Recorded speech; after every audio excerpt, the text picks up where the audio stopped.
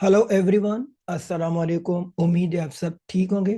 आप सबको जैसा कि मालूम है कि सिंध बोर्ड का क्लास 12 का न्यू इंग्लिश बुक जो कि इस साल 2025 को पब्लिश हुआ है, तो इसी सिलसिले में मैंने एक आज मॉडल पेपर बनाया है जो कि मैं सॉल्व करूंगा, आपसे डिस्कस करूंगा। So now let start. इससे पहले कि मैं मॉडल पेपर आपसे डिस्कस करूं, एक्सप्लेन करूं, मैं आपको पेपर का पैटर्न बता दूं कि इस साल जो पेपर होगा 2026 का, उसमें 3 सेक्शंस होंगे।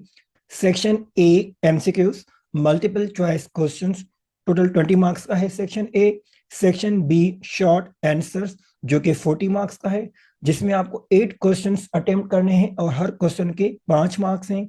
सेक्शन सी डिस्क्रिप्टिव आंसर्स और डिटेल्ड आंसर जो कि 40 मार्क्स का है और हर क्वेश्चन पे 10 मार्क्स हैं। आपको कोई भी 4 क्वेश्चंस अटेम्प्ट करने हैं। तो ये पेपर का पैटर्न है। अब मैं आपसे क्लास 12 इंग्लिश का मॉडल पेपर डिस्कस करूंगा। Section A MCQs. Question number 1, choose the correct answer for each from the given options.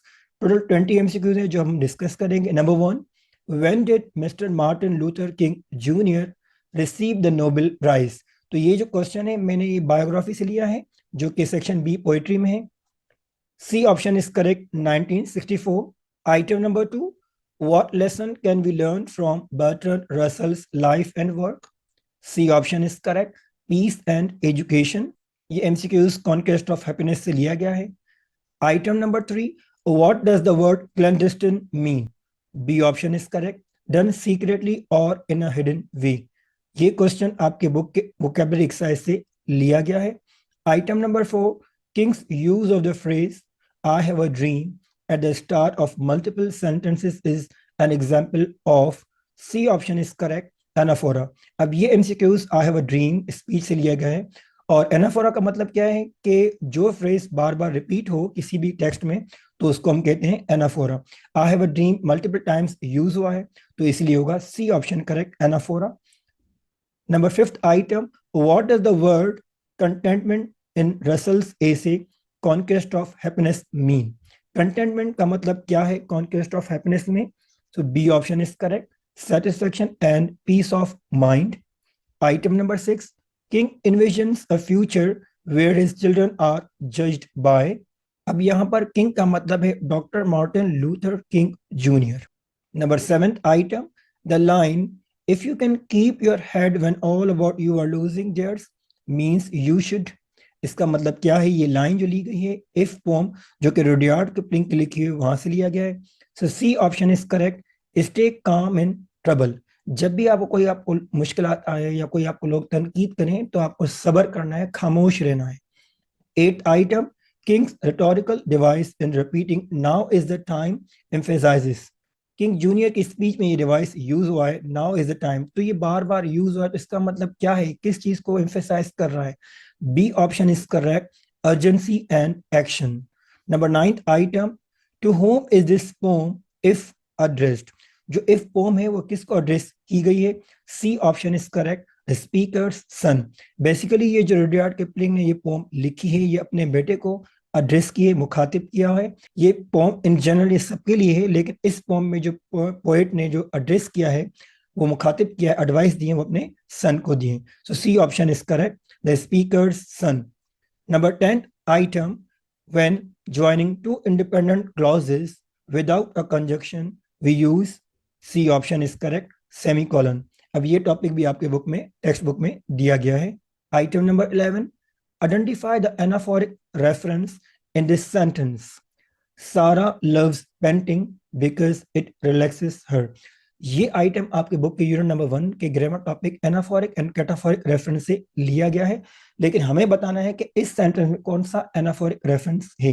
अब सबसे पहले मैं आपको बता दूं कि एनाफोरिक रेफरेंस होता क्या है।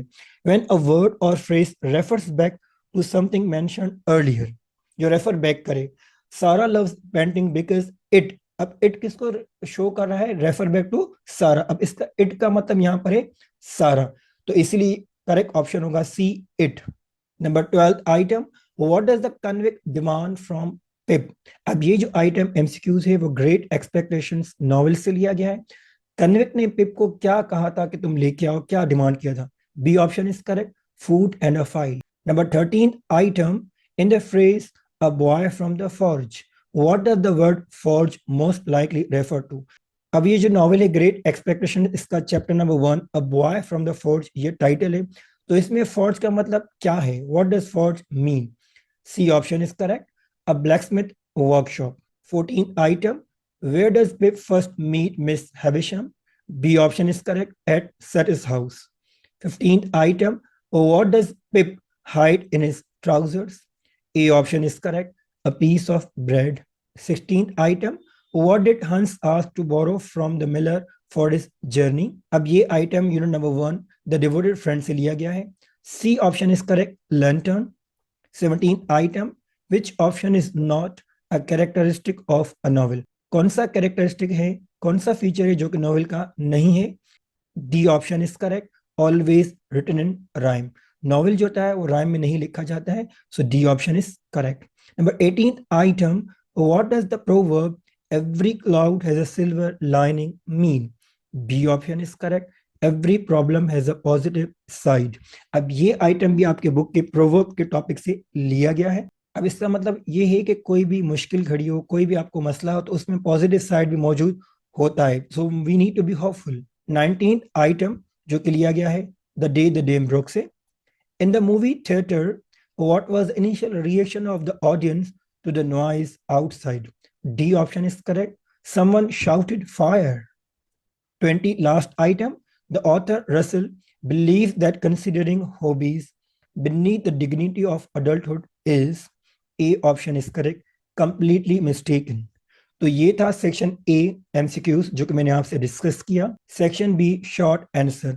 शॉर्ट आंसर का मतलब होता है कि जो आपके क्वेश्चंस के आंसर आपको अटेम्प्ट करने हैं, कम से कम वो 4 या 5 लाइन से ज्यादा ना हो। शॉर्ट का मतलब ये होता है, अक्सर स्टूडेंट्स लेंदी पैराग्राफ लिखते हैं जो कि इनकरेक्ट है। Note, answer any 8 of the following questions.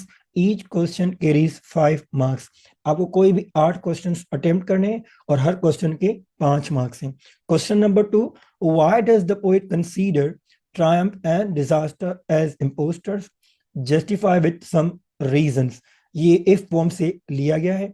Question number 3, how does Martin Luther describe the current conditions of African Americans despite the promises made a century earlier? अब ये सवाल I have a dream से लिया गया है। Question number 4, describe Miss Havisham's house and her strange lifestyle. अब ये सवाल नॉवेल ग्रेट एक्सपेक्टेशन से लिया गया है जो कि चैप्टर 1 से लिया गया, स्पेशली उसमें डिस्क्रिप्शन दी गई है मिस हैविशम के हाउस की। Question number 5, list and explain types of conditional sentences, ये ग्रामर से लिया गया है। Number 6 question, what are the elements of a novel. अब ये नॉवेल के इंट्रोडक्शन में ये दिया गया है, एलिमेंट्स दिए गए हैं। Question number 7, if you were to apply Bertrand Russell's ideas to your life, what changes would you consider making in your daily routine or mindset? ये ओपन एंडेड सवाल है जो कि आपको आइडियाज मिलेंगे जब आप पढ़ेंगे कॉन्क्वेस्ट ऑफ हैप्पीनेस से। Question number 8, does Pip feel nervous और excited about accompanying the soldiers on the convict search. तो जब पिप ने सोल्जर्स को कंपनी दी कन्विक्ट को सर्च करने के लिए, तो उस वक्त वो नर्वस था या वो बहुत एक्साइटेड था। ये भी नॉवेल से सवाल लिया गया है। Question number 9, how does the phrase justice rolls down like waters deepen the emotional impact of the speech? अब ये question speech I have a dream से लिया गया है। आपको बताना है justice rolls down like waters, इसका क्या इम्पैक्ट है इस स्पीच में।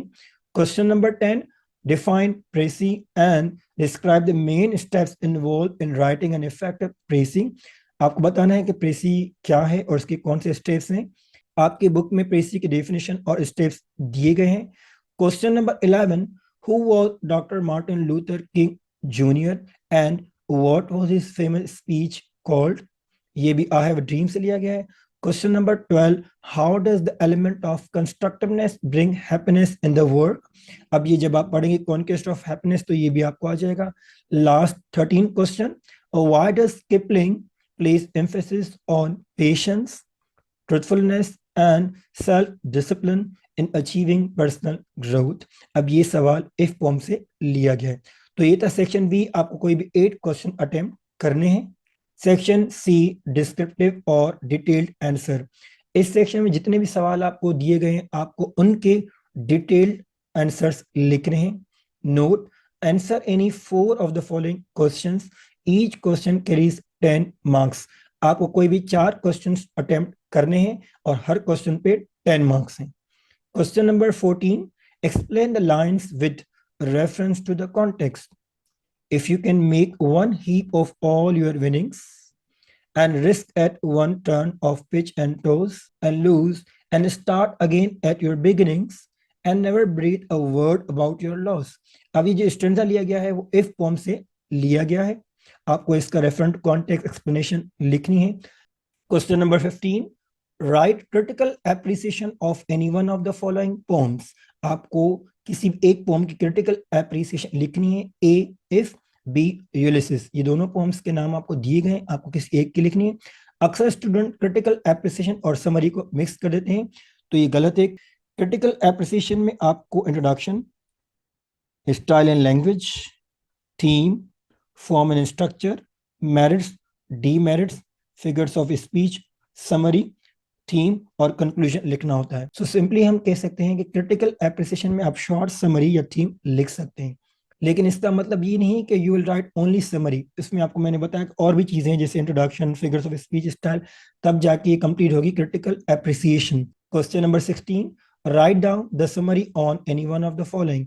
किसी भी एक लेसन की आपको समरी लिखनी है. इसमें आपको लेसन की शॉर्ट ब्रीफ समरी लिखनी है, समराइज करना है, ना कि critical appreciation. A conquest of happiness, B I have a dream. तो आपको किसी भी एक लेसन की समरी लिखनी है. Question number 17. Write down biography of any one of the following. A. Oscar Wilde, B. Bertrand Russell. आपको किसी भी एक ऑथर की बायोग्राफी लिखनी है. आपके बुक में टोटल 11 बायोग्राफीज दी गई हैं. Question number 18. Write a detailed character sketch of Pip as a young boy. आपको पिप का कैरेक्टर स्केच लिखना है और describe the childhood of Pip as shown in a boy from the forge. How does Dickens present his innocence, fears and ambitions?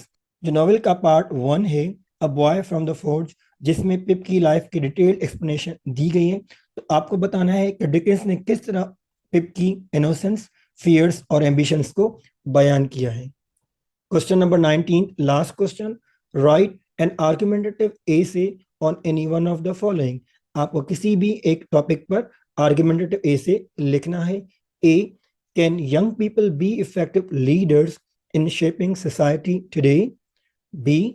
Should artificial intelligence be integrated into classroom teaching? C. Is grading system the best way to measure student ability? तो ये था class 12 new English book model paper 2026, जिसमें section A, section B, section C मैंने आपसे discuss किया. अगर इस video में कोई भी मिस्टेक हो गई हो तो आप मुझे कमेंट में बता सकते हैं. Your constructive feedback is very important for us. आखिर में रिक्वेस्ट कि अगर ये वीडियो आपको पसंद आई हो तो प्लीज़ हमारा चैनल सब्सक्राइब करना ना भूलिएगा और हमें कमेंट करके बताइएगा कि ये वीडियो आपको कैसी लगी. अपना ख्याल रखिएगा. अल्लाह हाफिज.